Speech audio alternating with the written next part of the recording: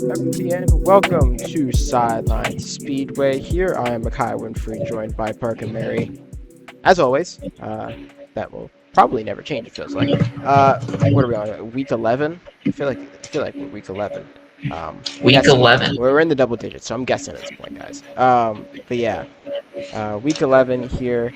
Um, we got a lot to talk about with the NFL.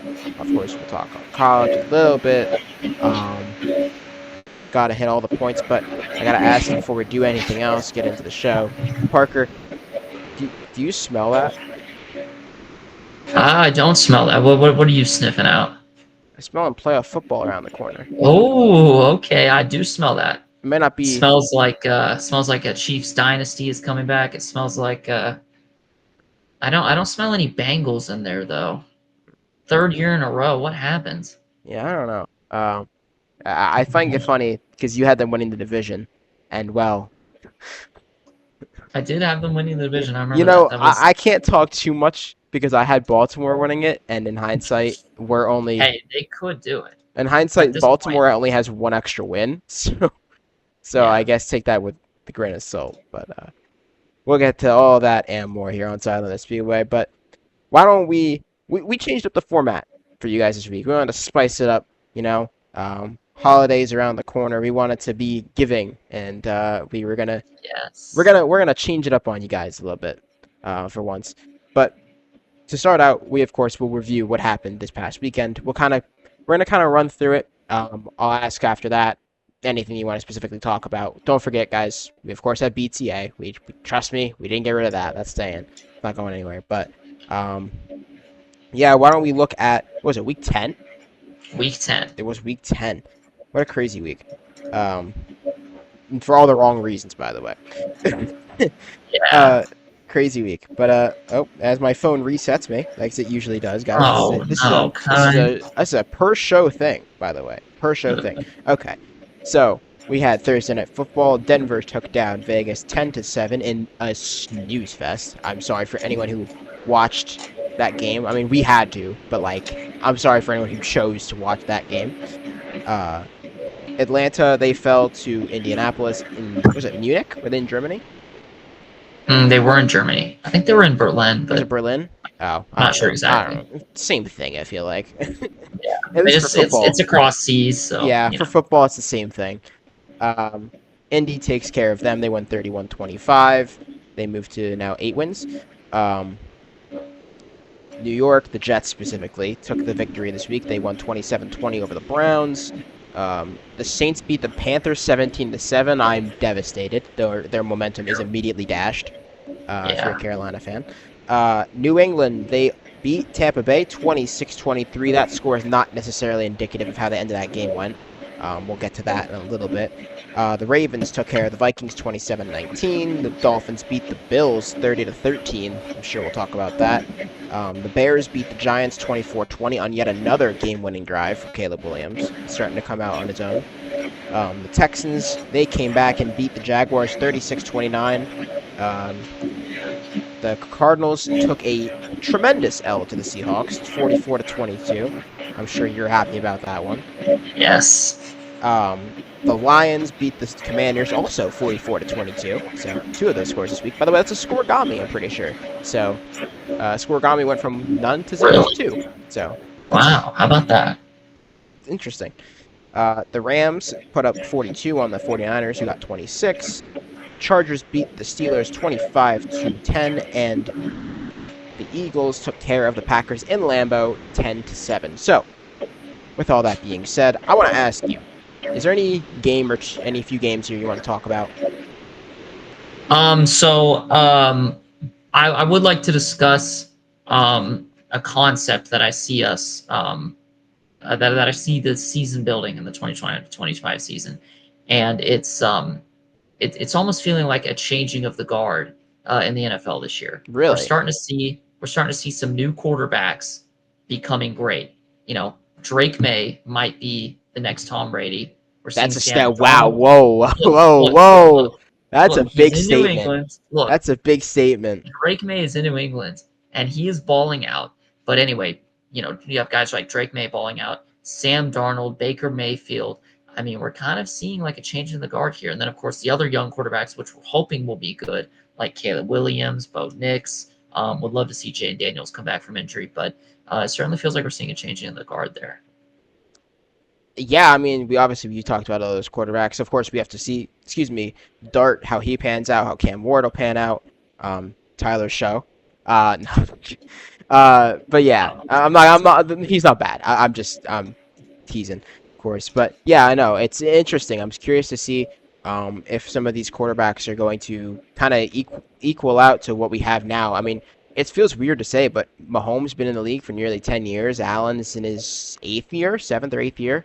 Lamar, same thing. I mean, Jared Goff's in his 10th season, I'm pretty sure. Like, so these guys have been around. Matt Stafford, almost 20 years. So I think 17 right now, 17 or 18. So Long long time. time. Long time. But yeah, I mean, we'll see how those quarterbacks pan out. I thought it was interesting, watching that game. I wanted to start with that, actually. The New England versus Tampa Bay game. So that score is a 3-point win, but that was not a 3-point game. Basically, the Patriots were up 20. I think it was, what was it, 20-13, maybe 20-17. I don't even remember they were up a weird amount, in like the fourth quarter, and then the Bucks on a attempted, or excuse me, the Patriots went 28-3. I said 26. The Patriots were up at, like, I think 22-17 was the score. Yeah, it was 22-17. Thank you. Because a field goal would have put them up 8. Yes. So, what ended up happening was the Bucks on a attempted game-winning drive couldn't really get down the field, and then the Patriots, we were like, the Bucks just needed to stop the Patriots' run game at that point in the game, and then they just didn't. And it's weird because that's one of the better run defenses in the league. But Trayvon Henderson just took off 69 yards to the house. I thought it was funny. I watched during that play. He looks to the side at Mike Vrabel. He's like, "Do I run it in? Do I run it in?" And he's like, "Yeah. Run it in. Run it in." Look, that's smart right there. He wanted to make sure he knew what was up. And yeah, I think the game was, and then at that point, the Patriots went up 28-17. They made it a 2-score game. Of course, the Bucks went down and scored a garbage time touchdown, but at that point, they would have needed an onside kick to get the ball back. So the game was close throughout, but in the fourth quarter, the common theme was the Patriots outplaying the Bucks. And another thing that I want to add on is the Patriots drove down to the goal line, and then Drake May threw a very uncharacteristic interception for him this season. He just threw it straight into coverage in the back of the end zone. It was picked off. And so this game really could have been a blowout, in all honesty. The Patriots they really outplayed the Bucks. And so I think it's a huge look. It's a huge, great look for Drake May. It's a great look for the Patriots as well, because we knew Drake May was good. Okay, he was getting all the national praise, but I'm not sure if the New England Patriots themselves were getting that national praise. But for them to go out and completely outplay a top team like the Bucks, I think that's finally going to give them the praise. And I truly believe they've established themselves as a top 5 team. I'd like to note, but I don't want to skip over this. We talk about the team as a whole, and we always talk about May. We talk about Vrabel. We don't talk about Christian Gonzalez on the defense. Oh my, he is a top 5 corner, and he's inside the top 3 if you ask me. He has really changed the defensive back group over there. He has held down every receiver pretty much that's come his way. I'd like to give him some praise.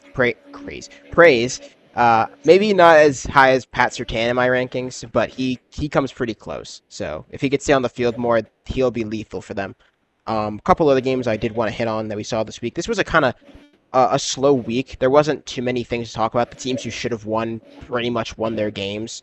I don't know. Daniel Jones is starting to look like a little bit of a pumpkin right now, man. Daniel Jones is going pumpkin mode? Maybe. I don't know. I've seen some things that I didn't expect I'd see out of this resurgence of Daniel Jones that everyone wants to talk about. So, I don't know. He had what? They had 6 turnovers against Pittsburgh, right? And then they barely escape out of the win against Atlanta, who I'm actually very high on, but most people aren't. So if we're going to hold that standard for Atlanta, then I'm going to hold everyone to that standard and the fact that the Colts barely beat the Falcons. So, again, now 2 weeks in a row, doesn't look great for Indy. Yeah, I think there are concerns about Indy. The win is a great look for Jonathan Taylor, right? I Oh, think there's no disagreeing that he historical carried the game. team. Yeah, he Historical game. carried the team on his back. How many total yards did he I think have? Like, 264. yeah, I was about to Yeah, say like 240, 260, 244. 270. A lot of yards. He carried the team on his back. Daniel Jones had 2 turnovers. He had a pick and a fumble as well, I believe. So he continues to stack up the turnovers. So for me, it's a great game for the Colts. It's a great game for Jonathan Taylor, but I have more concerns coming out of that game than I do applause. Like, I applaud Jonathan Taylor for the performance he put together, but the Falcons are a dead man walking right now. Raheem Morris is soon to be fired. Um, and Michael Penix, I'm not even sure if they're confident in him being the starter right now. Although I think he is the future of the team.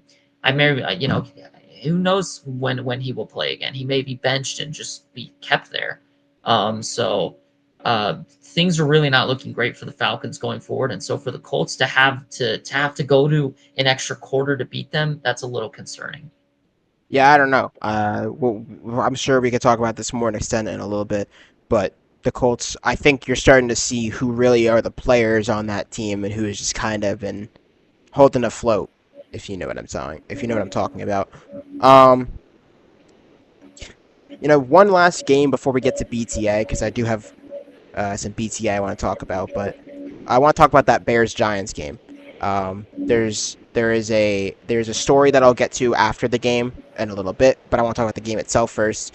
Chicago takes care of business. I said 24-20.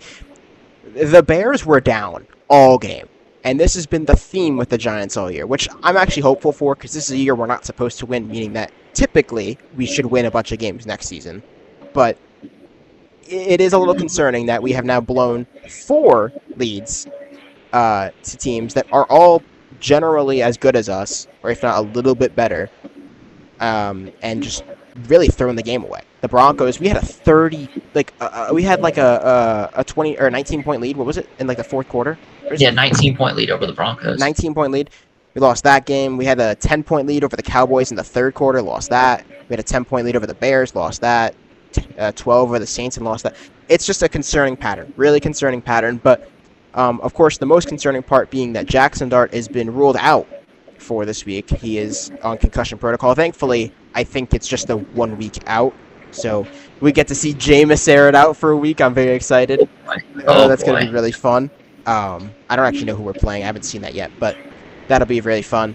Actually, we're playing Green Bay. Oh, Yeah. maybe he won't air it out. But but anyway, Hey, yeah. who knows? I mean, I don't know what you think, but I'm saying as a Giants fan, it's a little concerning, but ultimately I still think we should pump the brakes on if we should be totally, overboard about all these leads.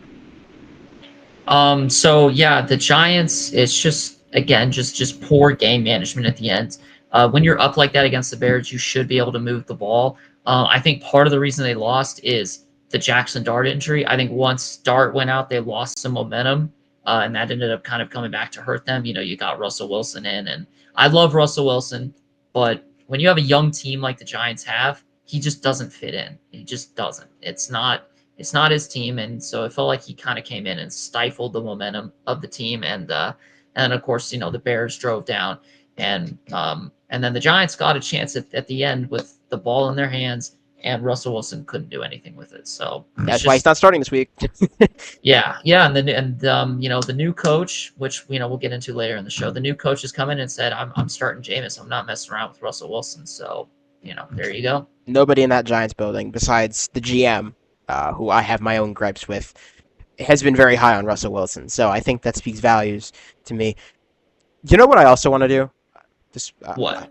I want to put some belt to ass. Excuse my language, but I kind of Whoa. want to put some BTA, if you get what I'm saying. The BTA. Okay, okay. You know what? You know what? Who's getting the Do you belt want to this use week? the belt first, or do you want me to use the belt first? Look, there is a team that the belt should have been put to them months ago, but somehow they just keep sneaking by and sneaking by and sneaking by. This no more. Pull the pants down and stick it right out because you're getting it. The Yay! the Buffalo Bills got the BTA this week from the Miami Dolphins. Absolutely embarrassing. The Miami Dolphins are, again, a dead man walking. Mike McDaniel may only have 1 year left there. The GM's gone. The quarterback has major questions. And you just let the Dolphins go and absolutely destroy you. That is an unacceptable loss. Josh Allen is turning the ball over again. They've lost by 3 scores to the Dolphins. And that run defense. Don't even get me started with the run defense. Their Devin defense Achane. entirely. They're entirely. Yeah, the entire defense. But, like, how are you letting up 174 yards to Devin Achane, which is a good running back, when you're supposed to be a Super Bowl caliber team? No Super Bowl team should be letting up that many yards. Not only that, um, you know, it's just so many parts. It's just an unacceptable loss. You just beat the Chiefs last week, which is, as we mentioned before, the Buffalo Bills Super Bowl. You know, their regular season game against the Chiefs. That's their biggest game of the year. It's bigger than any playoff game they'll play, apparently.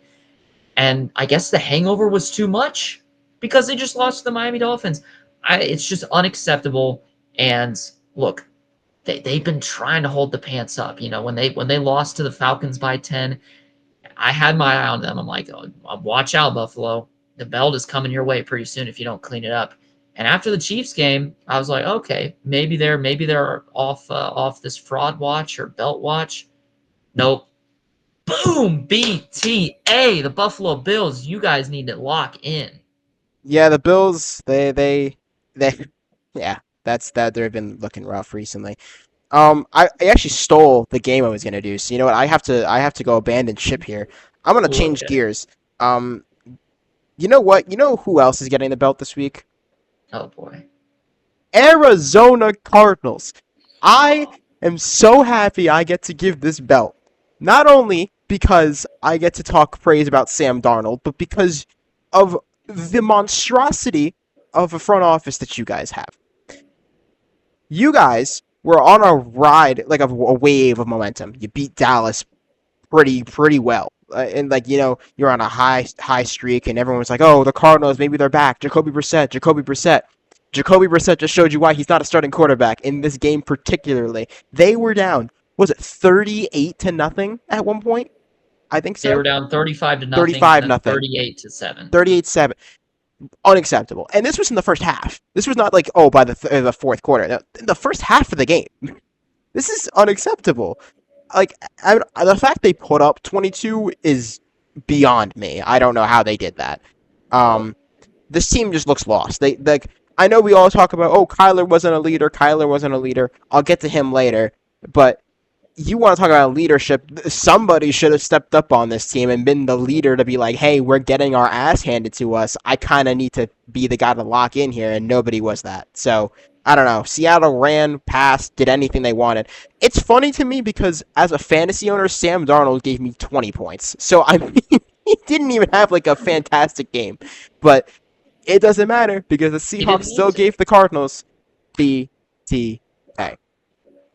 Oh yeah. Back-to-back weeks for Seattle. Let's go. I can't believe this is my life right now. I used to pray for times like these.